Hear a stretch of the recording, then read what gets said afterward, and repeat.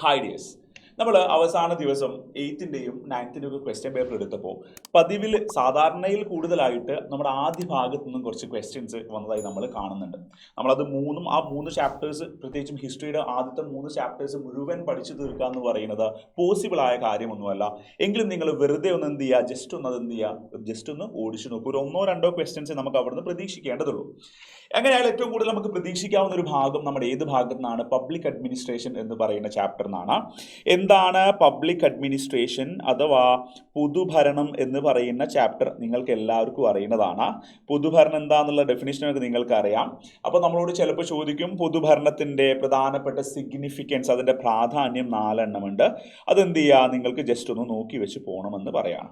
പിന്നെ നിങ്ങൾ ഓർത്തു വെക്കേണ്ടത് ബ്യൂറോക്രസി അഥവാ ഉദ്യോഗസ്ഥ വൃന്ദം, ഉദ്യോഗസ്ഥ വൃന്ദം, അത് ജസ്റ്റ് ഒന്ന് നോക്കി വെക്കുക. അതിന്റെ ഡെഫിനിഷനും ഉദ്യോഗസ്ഥ വൃന്ദത്തിന്റെ 4 സവിശേഷതകൾ, ഫീച്ചേഴ്സും നമ്മൾ എന്ത് ചെയ്യുക, ജസ്റ്റ് ഒന്ന് അവിടെ നിന്ന് നോക്കി വെക്കേണ്ടതാണ്. പിന്നെ നമ്മൾ അവിടെ നിന്നും ഏറ്റവും കൂടുതൽ ശ്രദ്ധിക്കേണ്ടത് ഇന്ത്യൻ സിവിൽ സർവീസ് എന്ന് പറയുന്ന ഭാഗമുണ്ട് അല്ലെ. Indian civil service. Indian civil സർവീസിന് എത്ര എണ്ണാക്കിയാണ് തരംതിരിച്ചത്? 3 എണ്ണമായ തരംതിരിച്ചത്. ഏതൊക്കെയാണ്? ഒന്ന് ഓൾ ഇന്ത്യ സർവീസ്, രണ്ടാമത്തത് central service, 3 state service, state അഥവാ സംസ്ഥാന സർവീസ് എന്നാണ് അല്ലെ.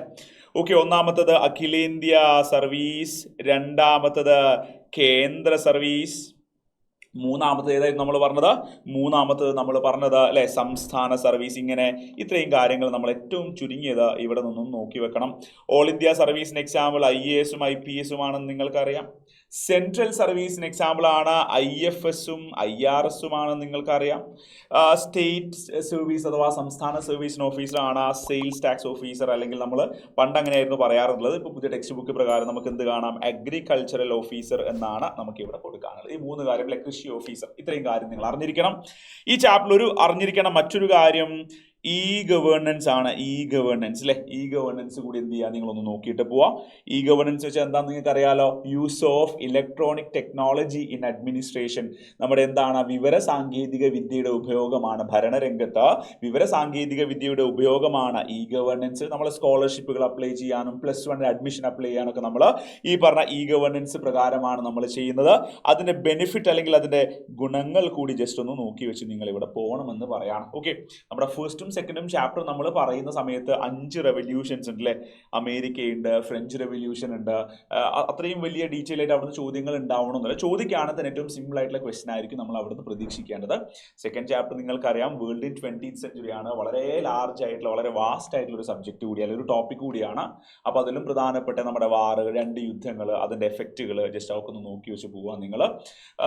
പിന്നെ ഏറ്റവും അവസാനത്തെ ഭാഗം നിയോ ഇംപീരിയലിസം, നവസാമ്രാജ്യത്വം. ഓക്കെ, അതൊക്കെ ജസ്റ്റ് ഒന്ന് നിങ്ങൾ എന്ത് ചെയ്യുക, വായിച്ചിട്ട് പോകാൻ ശ്രമിക്കുക.